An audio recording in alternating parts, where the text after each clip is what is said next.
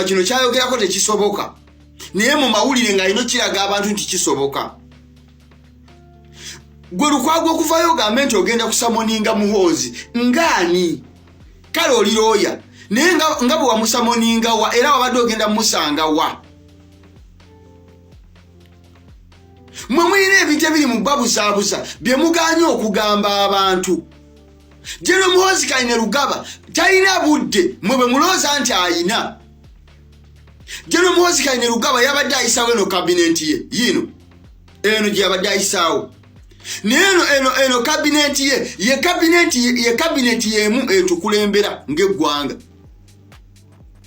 Kati Joel Ssenyonyi n'obwa Joel Ssenyonyi bwo oyimiridde mu bukamera oyisa ababaka ba parliamenti mutudde ku kameeza muli mu kwennyonnyola wetadde akazindaalo mu maaso nnyonnyola ensi nga bw'ogenda okugamba obothi agenda abulirire Muhoozi. Kibanga bw'onoogamba hausigalo wo ewaka agenda abulirire mukyala wo ku nsonga za mwezi mu kisenge. Oboth is a servant to General Muhoozi Kainerugaba because ya mwendo osinga. Oboth simanyiga mwenga babaka ba parliamenti. Ekintu ekyo lwaki temukiraga abantu.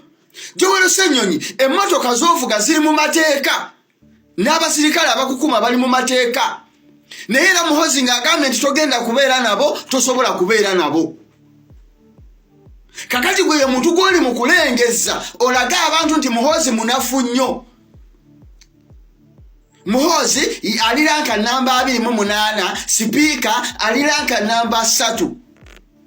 Like seriously ng'okozesa omutwe gwo ng'okujjawo nga mulimu kubusaabuza abantu okakasanga ddala Muhoozi ali ku ranka namba 28. By hierarchy kiyinza okuba bwe kiri. By hierarchy sipiika asinga CDF naye eggwanga lyaffe nga bwe liri mu kutambula olwaleero ng'obuulira omuntu ono abirabira ku level eya wansi era yeesigamye ku mutwe gwo nga Ssenyonyi. Bw'okozesa omutwe gwo Muhoozi ali mu ranka namba 28 nga kabineti etukulembera ffenna ng'eggwanga ye yagironda.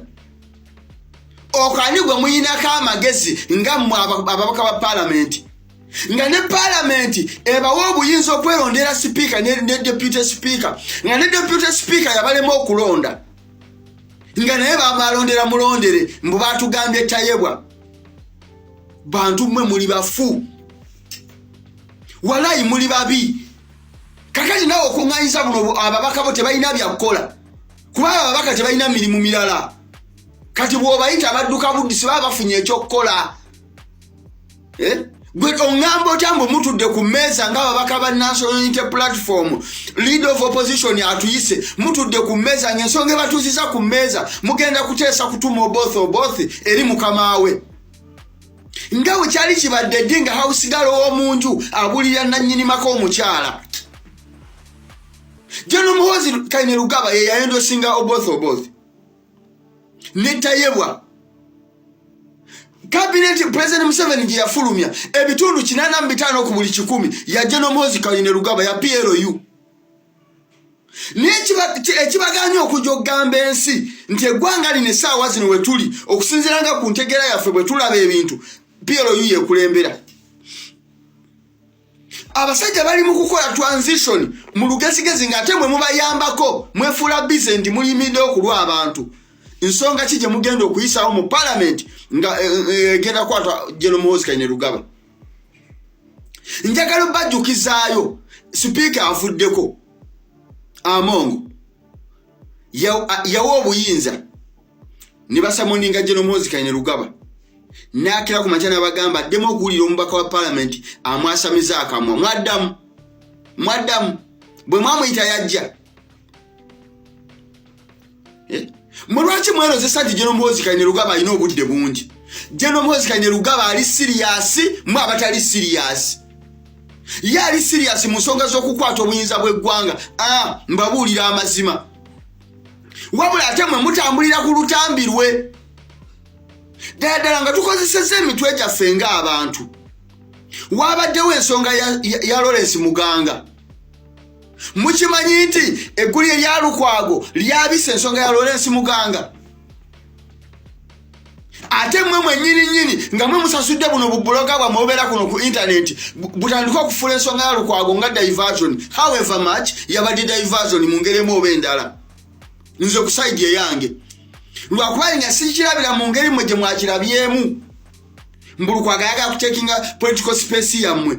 Lukwago talina political space gyasobola takinga nga Kyagulanyi mulamu. Mwe just muli batitizi ne mugano okugamba abantu ekituufu. Lukwago yabadde akimanyi nti talina wagenda kusanga CDF. Ekyo yabadde akimanyi. Kale Lukwago aveyo atubuulire yabadde agenda musamoninga nga amusanzeewo. Oyo muhoza abasigira ekifaananyi nti simanya mutamiivu, simanya abana obudde bungi. Muhozi si atwisting emitebera ku Twitter. Nawankubadde abikkiririzaamu era ababipostinga yabawo olukusa babipostinge. Naye naffe babbuloga tetulina budde busobola kukola posti nnya lunaku. CDF w'eggwanga obudde obubeera ku Twitter okuva ku makya paka kiro abujjawa. Tuli mu kuyombagana n'emitwe gy'ababbalamu ne ba Ashbaga Kato. Obudde obusinga tuli mu bomala ne ba Ashbaga Kato. Jeno Muhoozi Kainerugaba naye abiraba byawedde. Tebabalimbalimba tebaddawo ne babalimbalimba n'obalimbalimba. Mwena mwenyanga abamanyi internet. Buloga ki asobola okuba n'obudde Jeno Muhoozi Kainerugaba bw'aba nabo ku Twitter? Ani?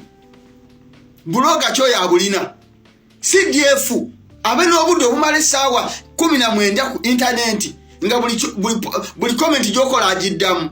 Mwe temulabanga muli mu kweregana Ashbaga Kato. Mwana basajja mwe muli babi nnyo. Ensi mugigambe ekituufu nti eggwanga lyaffe tetukyalina obuyinza ssemateeka takyakola kati mwewandiisa ekibaluwa era jabbavuma. Kakati nalabye Mwai Muhoozi yagambye nti yapointinze speaker waffe ne deputy speaker mu special envoys be batume be wano mu parliament. Ekyo ze kyansobeddemu kubanga Muhoozi ali ku ranka ya wansi nnyo, wansi ne erina wansi w'ababaka ba parliament namba 28, speaker abeera namba 3. Kakati namba 28 ali mu kuwa order nti yakutumye wano. Ekyo zisaaki tekidde mu mateeka minisita n'abalala. Kakati ffe speaker waffe kitumusaba obaoliawo Muhoozi akuwuliriza obaoliawo muwabula akole ekituufu tukusaba ng'omukulembeze waffe wano ku parliament. Paka tetumanyi oba agenda kuwamba bubaka ki agenda kukola kituleme kutuuka awo. Muwabula akole ekituufu. Okay. Balamusizaako nnyo mwenna abakadde bange banyabo ne bassebo yenze gifo. Leader of opposition wakusharingira video yange ne kutuukeko nkulamusizaako nnyo ssebo. Nina kye njagala okukusaba. Nze nga bannabyabufuzi muntamye ng'omuntu njagala osooka ompulirize totandikira mu kunyiiga. Leader of opposition owandiikidde ekino ekibaluwa kyolaba wano okiwandiikidde speaker wa parliament ng'olina ensonga zoyagala kwemulugunyako era gwe zaakulisiza ababaka bo mutule ku mmeeza okusobola okwogera ku nsonga za Jeno Muhoozi Kainerugaba n'enneeyisaaye ng'omuntu. Nze ng'omuntu nina ekinnuma era kyemugaana okugamba abantu. Leader of opposition gwe wali leader of opposition mu parliament ewedde nga Jeno Muhoozi Kainerugaba agamba obbakunya emimwa singa muddamu musamoninga n'okumweyogerezaako obijjukira. Mwe bantu mmwe mugaana okugamba bannansi ekifaananyi ekituufu ne musiigira bannansi ekifaananyi nti mulina kye musobola okukyusa. Nze ensonga eyaŋŋaanyo postinga Lukwago okumupostinga nga mubanja yabadde ensonga eki emu nti Lukwago mu kugamba nti agenda samoninga Muhoozi Kainerugaba mwabaddemu okuzannya ebyobufuzi